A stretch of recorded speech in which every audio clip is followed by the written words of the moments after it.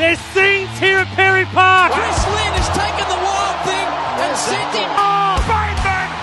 Wow! Yes! Welcome back to episode 42 of the Beyond the Sidelines podcast or video podcast. Joining me is Phineas Morton and CJ Campbell-Johnson. How are you boys today? Do you really lead with the nickname? I thought you'd go Campbell CJ Johnson. Yeah, that was an interesting choice. Yeah, I decided to flip it around today, try something new. But it's universally accepted that the other option is the go-to.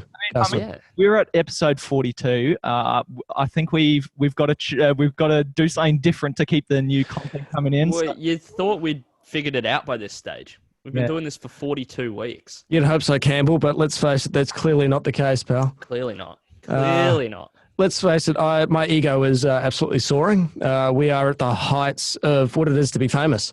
Pretty much. 10 episodes out from the big 5-2. Exactly. So it's exciting for us, but I wish there was more sports to chat about, gents. We're going to try a little bit later. I'll let Gusman lead into that again in a sec.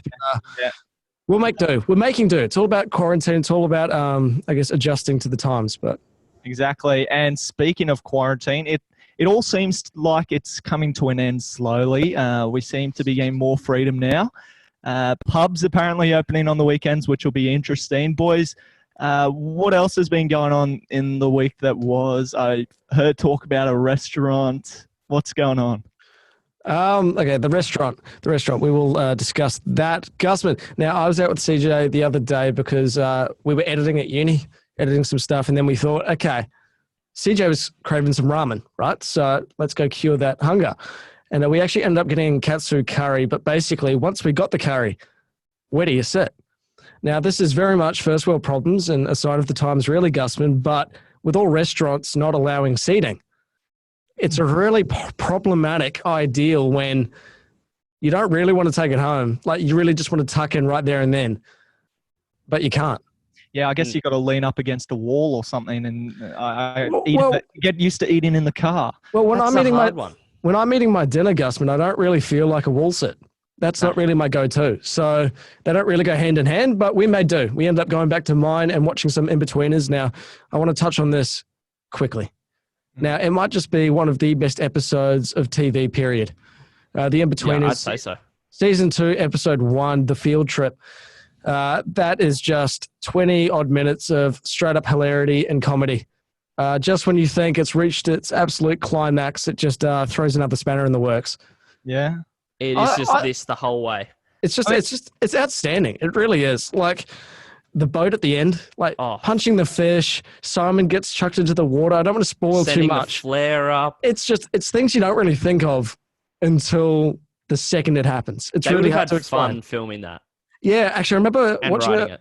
Yeah, but it would have been really cold for the actor who plays Simon actually having to go into that water because they actually mentioned the characters. I believe it was in an interview, but every single scene, they said it's just so cold wherever they go. I mean, filming by a harbour, where I don't know where the exact location was, but it would have been Swanage. It would have been freezing. Well, it's because they mostly film in winter school holidays, right? Yeah. Because that's when kids aren't at the school and they can film, right? So that's why it's freezing every single time. But I think it's the best. I think you'd be hard pressed to find a better In-Betweeners episode than that. Hands down. I did like the season finale, the camping trip. I thought that one was pretty fun. Yeah, but it wasn't burning my things. But it wasn't as good, Gus, but I think that's the point we're trying to make. But again, we can't go into it too much because we don't want to spoil the episode overall. So we're trying to plug it without giving too much away, just like we did with The Last Dance a few weeks ago. Actually, on that, boys, 2 more episodes of The Last Dance have come out on Monday. 2 more coming next Monday to finish the series. What do we make of it so far? Because personally, I thoroughly enjoyed the episode on Space Jam. I thought that was quite funny. And I completely forgot he did Space Jam, and I can't believe it was that long ago. How could you forget he did Space Jam? Well, I mean, there's a lot of things that I forget, and Space Jam isn't really up the top of my list of priorities of things that I remember. So I was like, okay,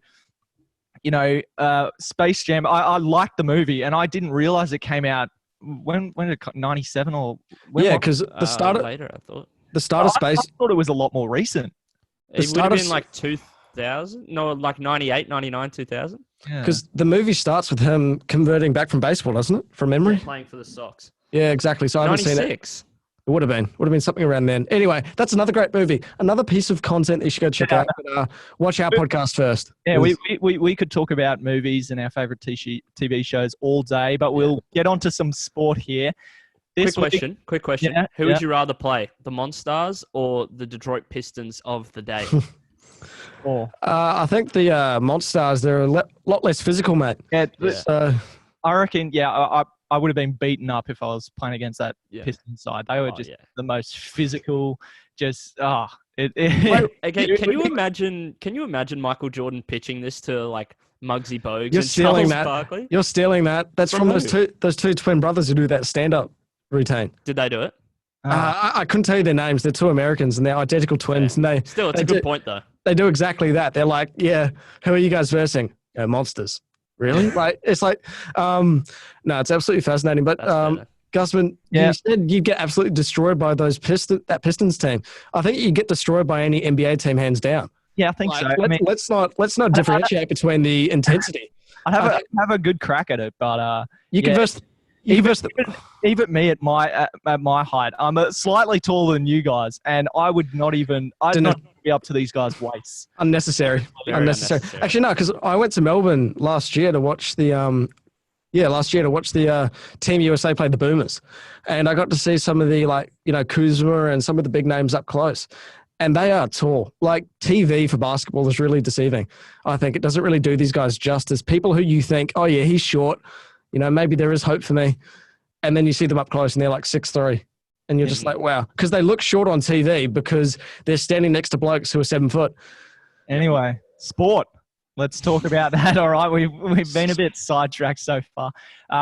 This week, we don't have an interview. We're doing our punditry episode. We haven't done one in a while, but it's good to, do another one, test our knowledge. Is it, Gusman? I don't know. Really sell it, mate. Really sell it.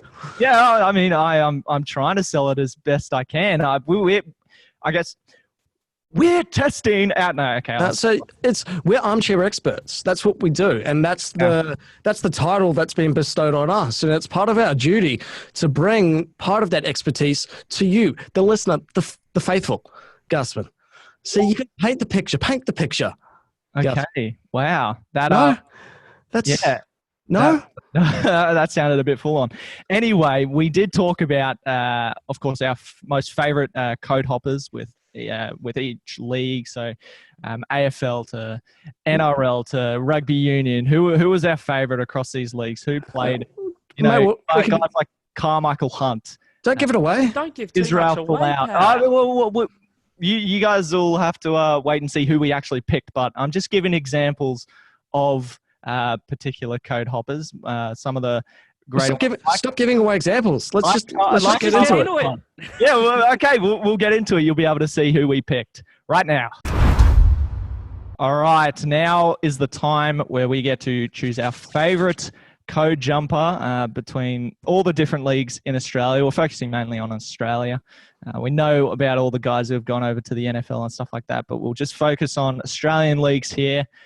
Start off with our favorite. Finn, you want to go first? Man, I'm just so excited. I'm absolutely bursting at the seams right now. I will go first. Thank you for introducing me with bestowing that honour upon myself. I'll start with the great Brad Thorn.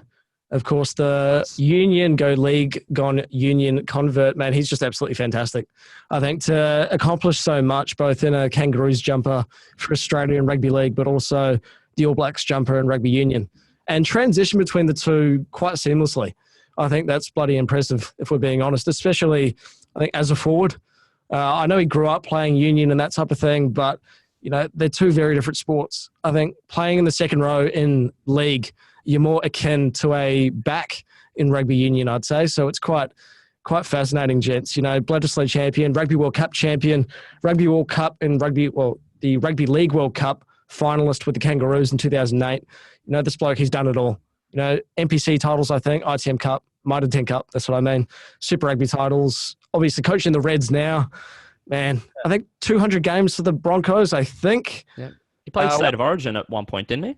He did. He was a Queenslander too, mate. But it does raise the question, and something that actually, let's relate it to like Kalen Ponga as an example. I do have an issue with people who jump codes and switch allegiances for their nationality. I don't necessarily like that. So I think this is a bloke who grew up in Otago or was born in Otago, born in New Zealand. But, for whatever reason, I think he might have had parents or something which gave him eligibility for the Kangaroos. But then he goes, you know what, I'll play for the Roos. I'll play for Australia because I can. I think you've got to be a Kiwi and have that consistency. But most importantly, gents, he donned the black, didn't he? It's where he did most of his damage. So great player. Yeah.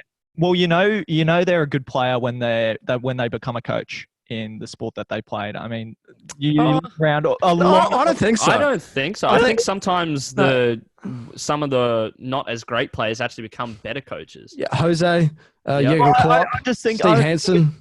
I think it's a testament to his career that he's been able to go on and become a coach as well. The fact that he can do play different roles in a rugby union side is testament to him and his career, I guess. It's absolutely fascinating, but also his work ethic. That's something that doesn't go amiss and really highlights just how, justifies why this bloke could make the transition and make it look so easy. He was one of the more committed people to have played either sport, really. Bloody strong, apparently, in the scrum time, and just absolutely fascinating. And obviously, speaking of Harry Wilson the other week, he's a real hard ass when it comes to training, a real traditionalist. I guess we can put it that way, gents. But just an absolutely fascinating player. Wasn't necessarily the most exciting to watch, but absolutely fascinating. And for me, he's my favourite code jumper for that reason. CJ? Yeah, I've gone with a bit of an odd shout. And when I was doing research for this one, I actually forgot this person jumped codes. We're talking about Anthony the Man Mundine. Now, a lot of people probably won't know this. Obviously, I would say he's most famous for his boxing prowess. I don't think any of us would really disagree with that. No, I think definitely now. Definitely now. So he started his career with St. George, with the Dragons in 93, played with the club until he moved to the Broncos for one season in 97. He then returned to the Dragons and retired halfway through the 2000 season. But he played 3 games, so he played all 3 games for New South Wales in the 99 State of Origin series. So State of Origin player, good footy player, right? He then walked out on footy. We all know what he went to go become. So I'll shoot off some little things just to give you context of how good of a boxer he was. So he held the WA super middleweight title twice between 2003 and 2008. The IBO middleweight title from 2009 to 2010. What do these belts mean, CJ? No idea. Putting you on the spot. World Boxing Association. Correct. And can't remember what the IBO is. International Boxing Organization. Boxing, yeah. Correct. That's probably it.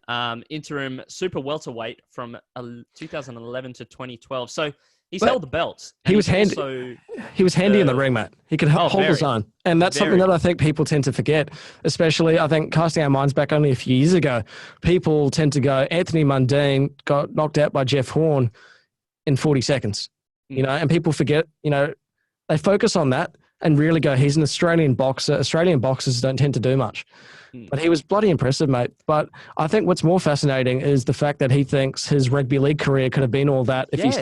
Didn't he, Yes. Gus, maybe you can back me up here because you might have heard this as well, but didn't he think, I'm pretty sure he honestly believes he could have been an immortal if he sticked with rugby league, and he was good. He was quick. He was fascinating to watch. At least I've seen, obviously, highlights of his career since, but I don't think he could have been an immortal. You compare it to like Andrew Johns, Joey Johns, he's not comparable.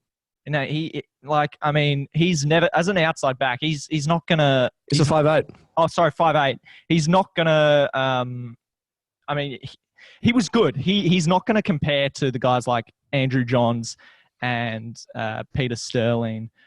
And guys, I don't mean to say this, but like Billy Slater even. I don't really...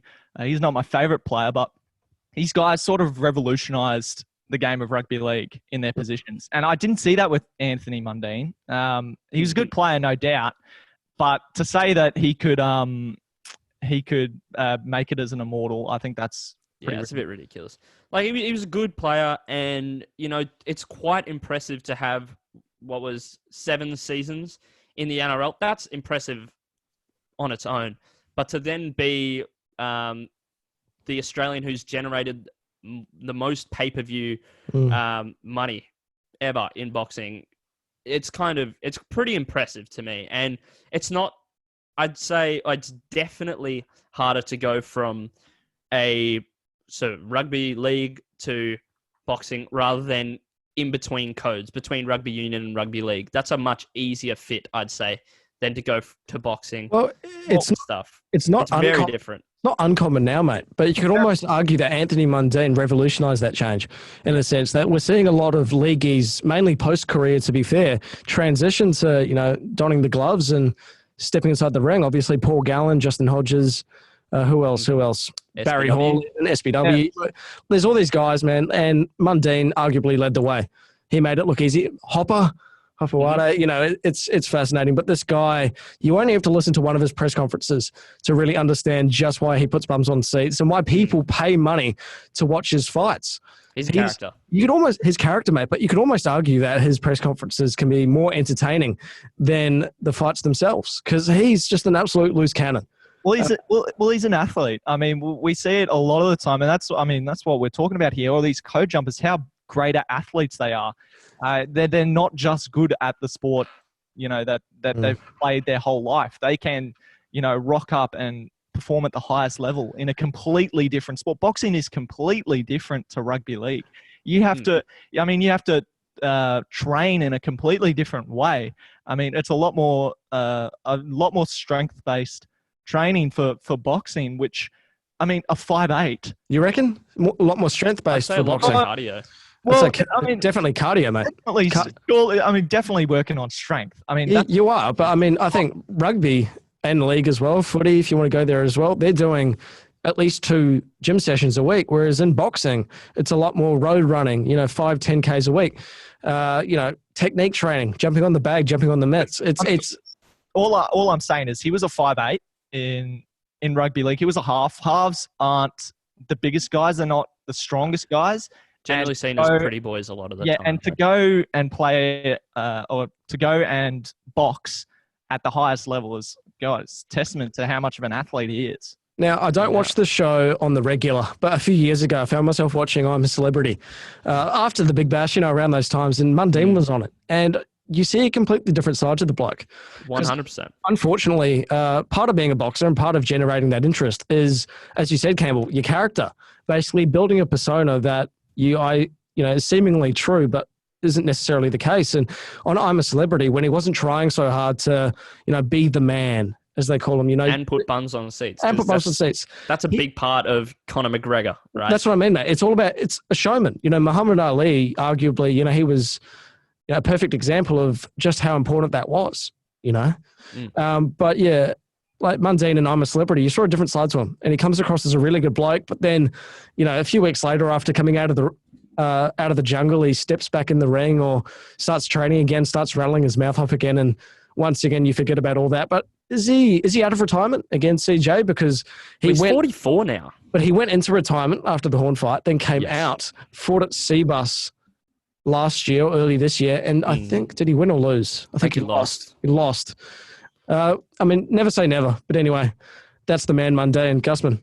Yeah, well, I've gone with another boxer. I guess you could sort of call him a boxer now. SBW, Sonny Bill Williams, the man himself, the man with the triple barrel name or double barrel name, isn't it? Double barrel? Double barrel. Yeah. He's probably the king of code swapping. I reckon he's the one that made it trendy. I don't think he didn't make it, mate, but he's made it look so easy. And that's the thing. Every sport he's walked into, he's been a champion at. Yeah.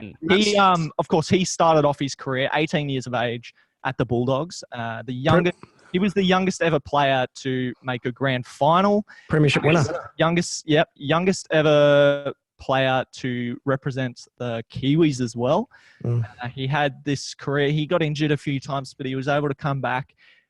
He signed a contract at the Bulldogs, and of course, big news was he walked out on that contract in 2010, and he went to go play rugby union in France. Toulon. Yeah. But which was strange. It took everyone by surprise, I think. But he thought his dream was he wanted to play for the All Blacks. So, of course, he couldn't do that straight away. So he went to Toulon, played there for, what was it, 2 years? I think you need to play for Union before you can represent the All Blacks.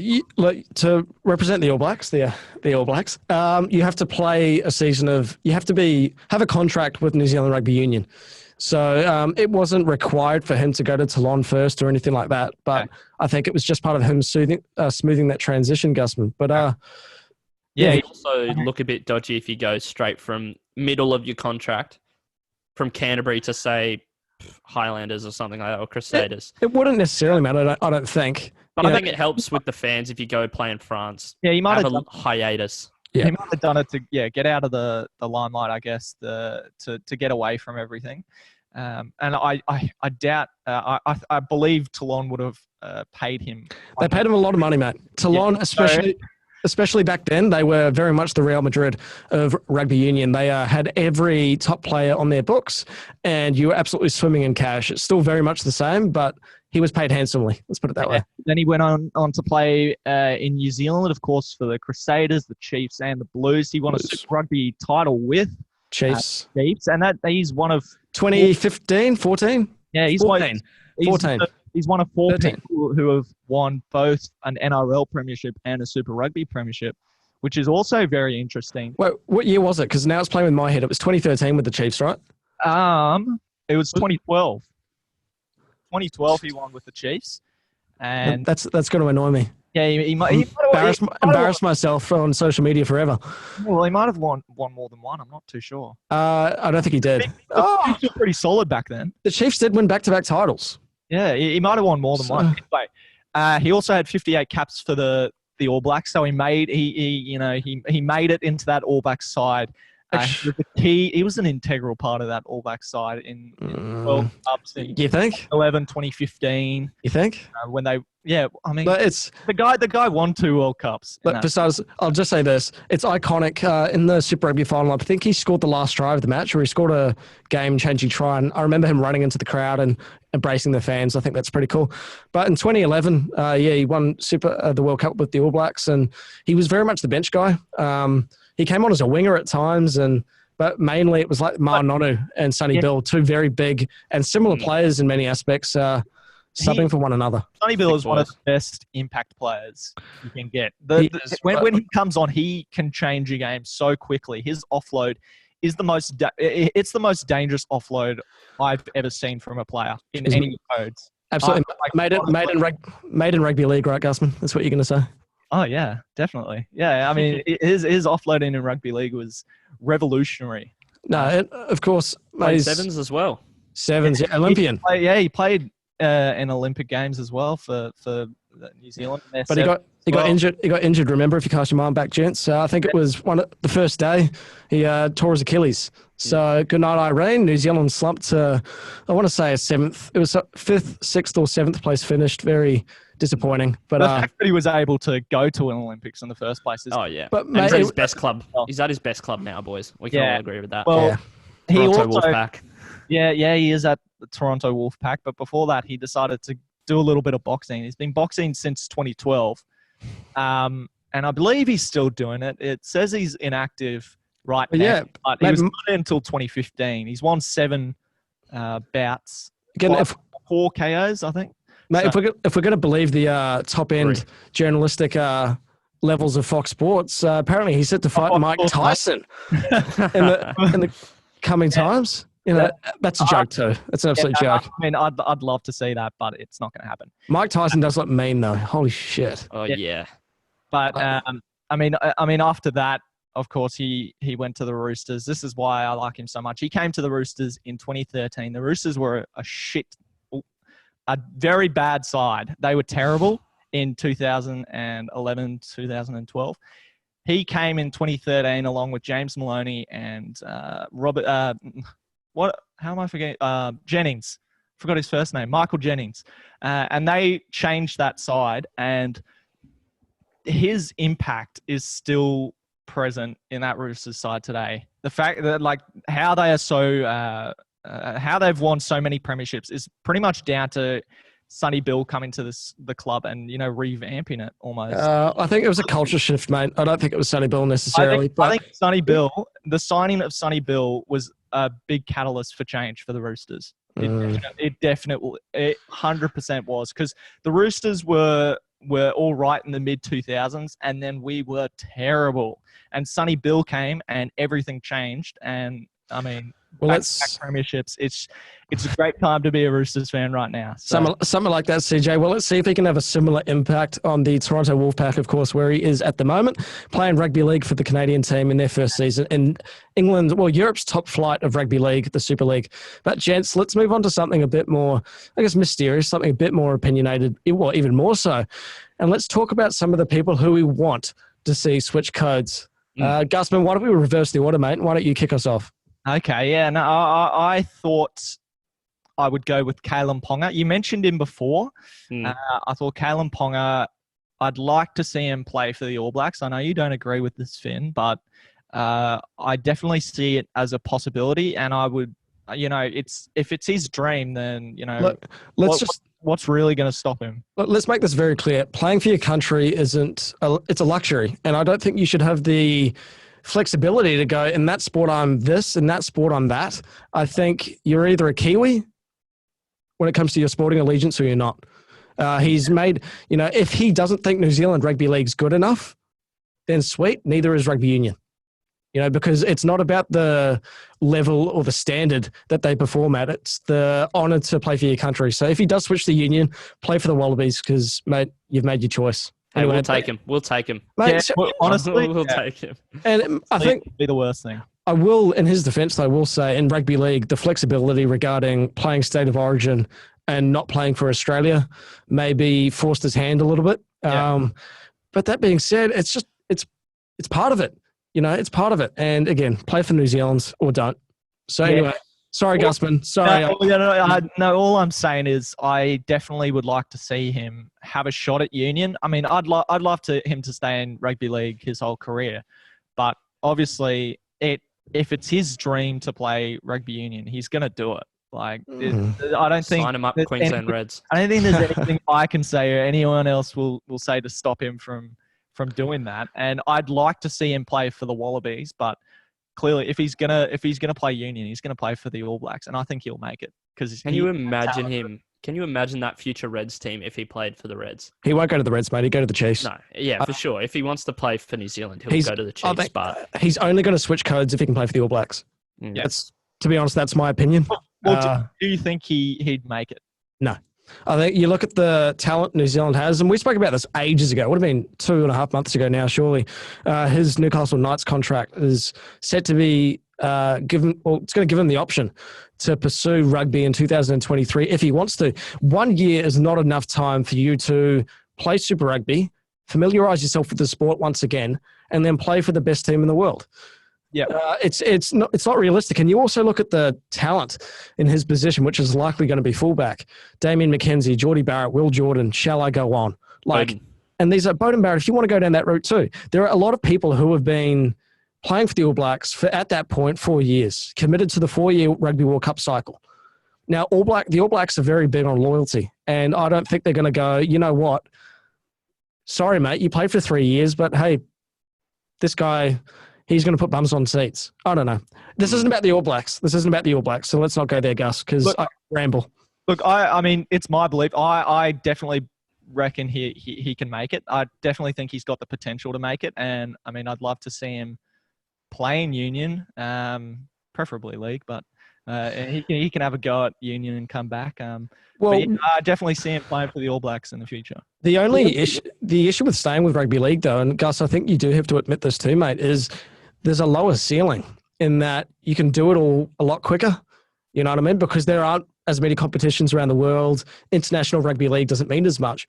Once he wins a premiership and he wins an Origin series and he wins a World Cup with the Kangaroos, couldn't he just go to Union and try and do all that with the Wallabies, et cetera, or the All Blacks, with the Reds, with the Chiefs, whoever, and then go, you know what, I want to win the domestic comp in Japan. I want to win it in France. I don't know. So I think the temptation for him, if he can get more money over there too, then I mean, that's a big if. That's if he wins the premiership here. I don't see the Knights winning the premiership in the next, that's a conversation for another day, I think, pal. Again, this is kind of going off on a bit of a tangent, but CJ, get us back on track, mate. Who do you think, who's your man or woman who you want to see jump codes? Yeah, so I've gone for one that's a little bit off. I think it's a little bit out of the ordinary, but it's also not as well. I'd really like to see this because this guy terrorizes my team every single year. It's Brodie Grundy from the Collingwood Football Club. Now, you may be thinking, AFL, what kind of sport could that really compare to, especially for a ruckman? You know, they're not the most athletic traditionally. I want to see him go to basketball. Now, okay. Wow. I was thinking NFL punter. No. And I wouldn't choose him either. But he's 202 centimeters tall, so not out of the realms of possibility. He's the right height. He is the most dynamic ruckman in the league, hands down. I don't think you'll find anyone who's better in terms of ball skills, better athleticism. There's close players, but there's no one like him. He is the most dominant ruckman in the AFL. There's no doubt about it. I don't think he'd play center. I think he'd probably play like a power forward kind of role if he were to play a role in a basketball team, play in the ABL. NBL. But something about Brodie Grundy that's interesting is he only took up AFL at 16 years of age. That's baffling, eh? To be that successful and start that sport so old is just absolutely fascinating. Did he get drafted? Or was he got drafted. So he had played basketball his whole high school. Since he was a young kid, he played basketball his whole life. He's better at it. Yeah. He then took it up at 16, played for club and for high school. He's a South Australian.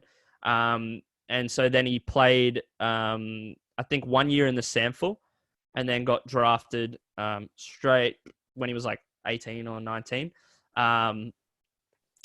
He was a top round pick. He was, I think, 17th pick or something along those lines. But he's like a can't miss prospect.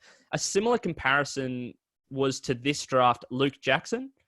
To the Ds. Second or third to the Third. Ds? Third to the Ds. He as well I think he's only been playing AFL for 2 or 3 years. Yeah, he's a basketball. Very raw. Yeah, he's a basketballer, very raw talent, but it's a talent nonetheless.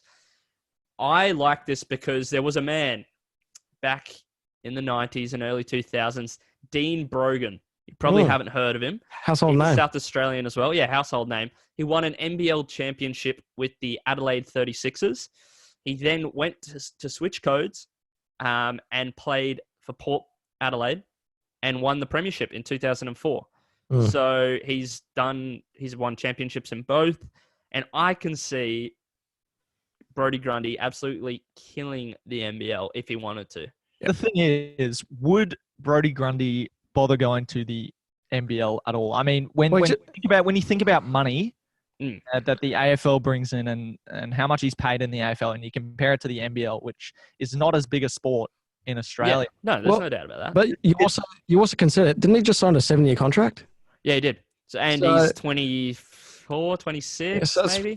It's pretty unlikely. But I mean, but the NBL, if they want some press towards at the end of that 7-year contract, and maybe he's not performing, then it's a Michael Jordan situation. Yeah. But you know what could happen too, mate? Very similar to Michael Jordan as well. Same owner with two different clubs and 2 different sports. No, hear me out. The Magpies, Collingwood, don't they have a team they're affiliated with Melbourne United, aren't they? Or something? They may be. I don't know. That's the netball team. Damn it, Finn. Damn it. Should have thought it through. Anyway, but I guess there's the... He could do it in the off-season, though. Do a Bo Jackson. My point's pretty redundant now, but he could do, mate. He could do. But Collingwood, are they going to want to give Grundy that opportunity when he could get injured and not front up for them next year? They're definitely not going to allow that, especially because of how integral he is. He's kind of like another...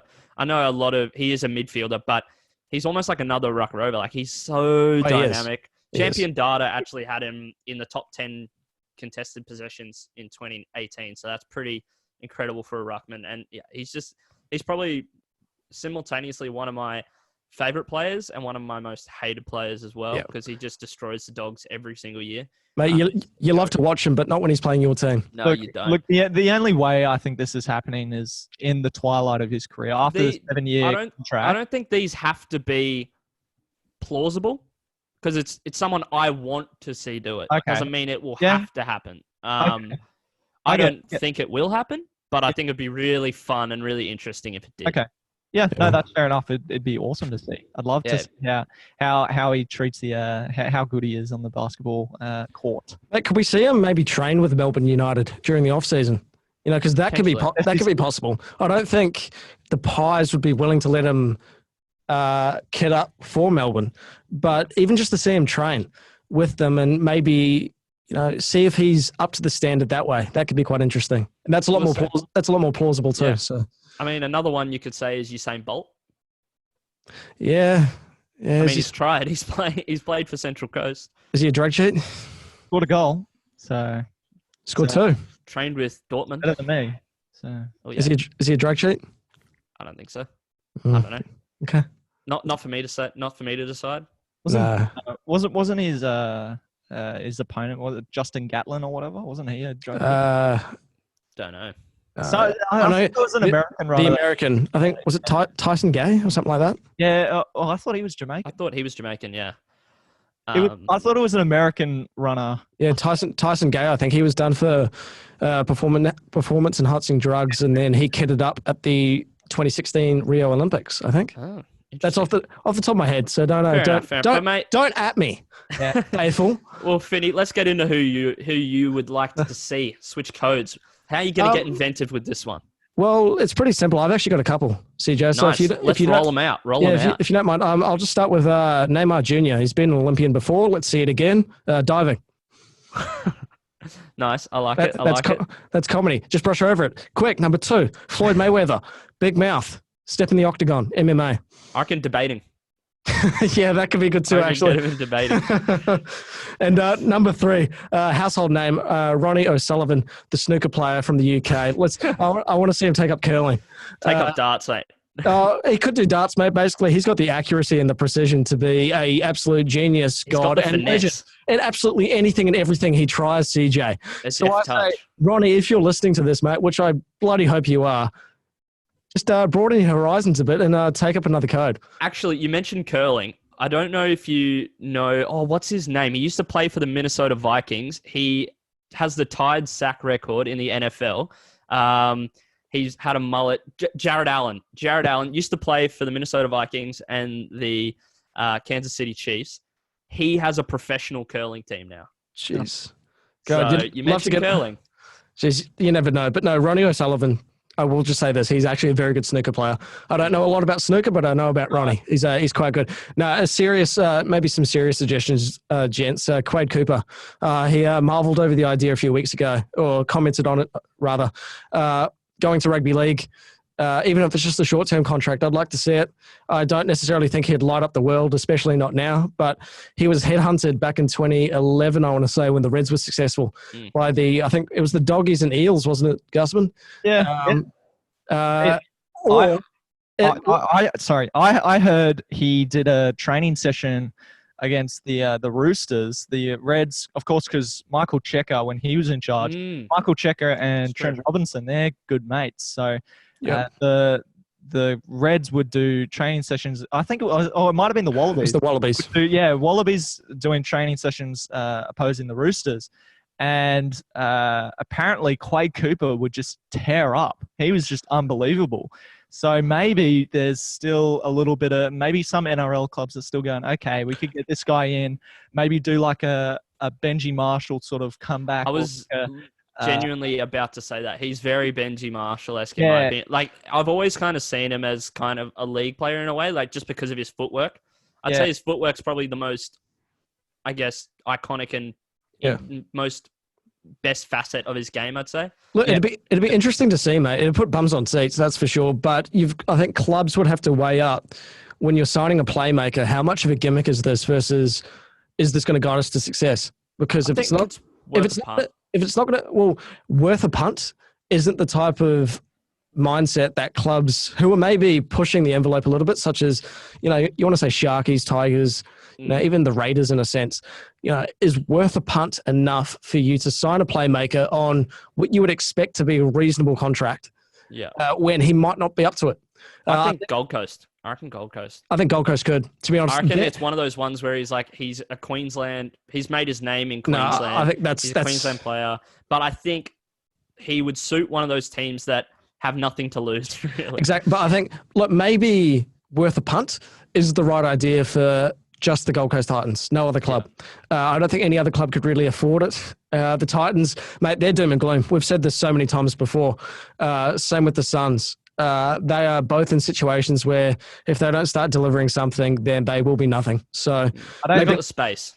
Maybe they could. I really don't see that as a good option. No, exactly. But they've surprised me with bad options before. So honestly, I wouldn't be shocked to see Quade Cooper in the Titans. No. They're a bit of an interestingly run organisation, I'd say. Absolutely. I think Quade Cooper's other option, if you've seen him on social media recently, is maybe signing with Dude Perfect, because he's been pretty damn good. Like some of those trick shots he's been doing with is it Pangai Jr.? I don't know. The Broncos player? Oh, haven't you? I'm blanking on his first name. Yeah. Dude Perfect. Tavita. No, it's Tavita Pangai Jr. That's right. No, Quade Cooper. He's been doing the flick QB throws for about 30 meters and stuff. It's absolutely insane. Pretty cool. Isaac Heaney from the Sydney Swans has been getting in on it as well. Yeah, but not as good, mate. Not as good, to be fair. Quade Cooper has been absolutely flawless. One more I will just put forward is JJ Watt, the Houston Texans player, of course, leader. A really good bloke, I might add, too, in terms of what he was doing donations-wise and charity-wise with the was it a tornado? Yeah, a few years ago. Hurricane Katrina, I think. Yeah, there you go. No, I don't think so. I think that was a few years. One? No, that was before. Okay. This is. But yeah, JJ, mate, big physical player.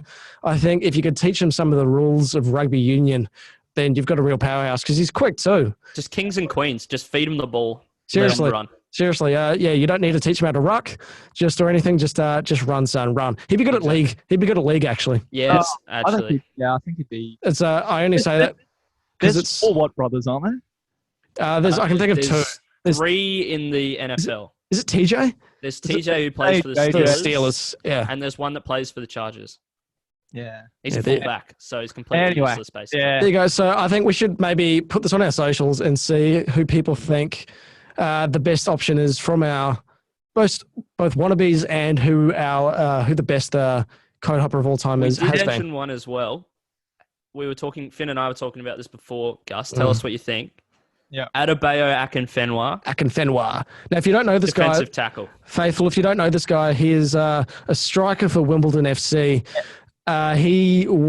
He's jacked. Let's just put it that way. Plain and simple. He's for many years the strongest player in FIFA. Yeah, didn't he have 98 physical on FIFA, I'm pretty sure? For years he's held the strongest player in FIFA. Yeah, he played for, was it Wickham? No. Wimbledon. Oh, yes, he did, actually. He did play for Wickham at one point. It's Wycombe or Wickham, I don't know. Wickham, yeah. No, but again, he doesn't look like your typical footballer, Faithful. Let's just put it that way, plain and simple. He's built like a bowling ball. He actually is. So I think, maybe a DT or a DE in gridiron. I think it could be bloody interesting. So good fun. Anyway. Yeah, maybe someone like the Canadian League could have a punt on him. But the thing is, he's not going to have that much of a pull in terms of putting bums on seats. He's no Jared Hayne, gents. He's not going to attract the eyes of many. Can I go with another footballer? Adama Traore, running back. Yeah, that boy. Just because of his speed, physicality as well. Have you seen how jacked he is? He is a wide monster. receiver. Oh no! Well, he's not big enough, tall enough. Tall enough. Yeah, that's fair. His center of gravity is really good, and he's strong and he's fast as hell. I reckon he'd do all right as a runner. Maybe put a little bit more a few more kgs on, and then I reckon he'd be right to go. I actually did also say that about Akinfenwa. Possibility of him as a running back, a third down running back. Too slow, mate. Too slow. No, the fridge. Third down. He'd be a fridge, mate. Chuck him on the goal line. Seattle could have used him a few years ago. the only, geez, CJ, I wish I'd known you then, mate. That would have been fun. Actually, the only issue with him is, going to the NFL where guys are just naturally that big. he could possibly just be made to look very average, very, very quick, gents. But anyway, again, I think we should put some polls on our socials and see just what you guys think of our picks today. So let us know. I think I'm pretty certain with my picks. I actually I think they're a real possibility. I'd love to see Kalen Ponga playing for the All Blacks. I'm sure Campbell would love to see Brodie Grundy in the NBL. I'd love a few more. He's not playing for Collingwood anymore. Exactly. As long as we can win maybe 2 more games a year, I'd be happy. And I think, Finn, you mentioned about 5 players you'd like to see. Anyway. Ronnie, what was it? Ronnie Harrison?